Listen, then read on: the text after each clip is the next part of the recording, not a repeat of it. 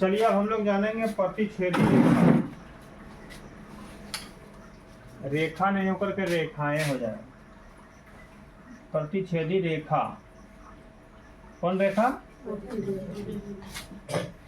वे दो रेखाएं जो एक दूसरे को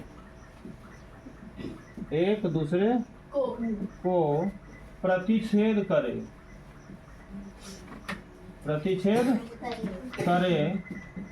उसे प्रतिच्छेदी रेखा कहते हैं।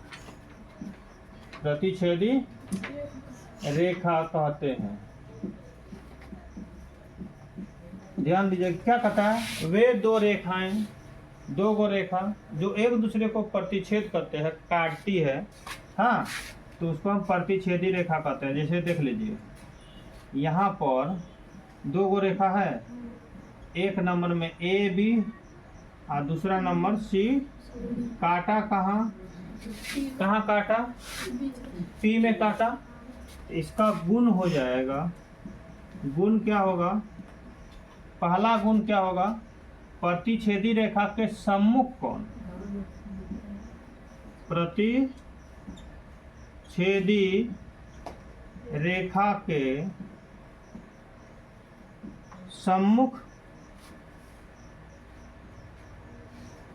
कोण, कौन सम्मुख कोण, जिसको कहीं कहीं पर मिलेगा आपको देखते हुए शीर्षाभिमुख कोण।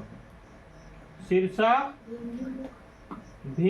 कोण, कहीं शीर्षाभिमुख कोण देखने मिलेगा तो कहीं सम्मुख कोण लिखा मिला रहेगा। ठीक है, क्या होते हैं? समान होते हैं,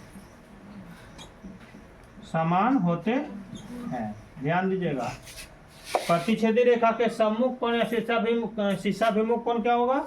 समान होगा। इसका मतलब देखिए, इसको नंबर बैठाते हैं 1 2 3 4। सन्मुख, सम्मुख का मतलब सन्मुख, मुख के सामने। अब बताइए, एक आदमी इधर मुंह करके खड़ा है तो किसको देख रहा है? एक कोण बराबर कोण, एक कोण के सीधा सीधी कौन सी है? 3, और कोण 2 के बराबर क्या है? कोण 4। ये दोनों कोण क्या हो गया? शीर्षाभिमुख कोण। दोनों क्या होगा? समान होगा। क्या होगा? समान होगा। ठीक है, दूसरा नंबर में है प्रतिच्छेदी रेखा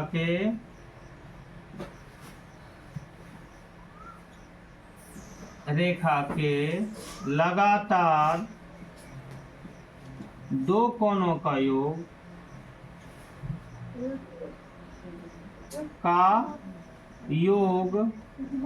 ध्यान दीजिएगा, लगातार दो कोणों का योग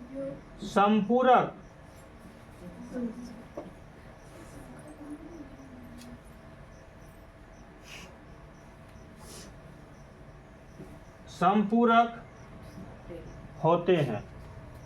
क्या होते हैं?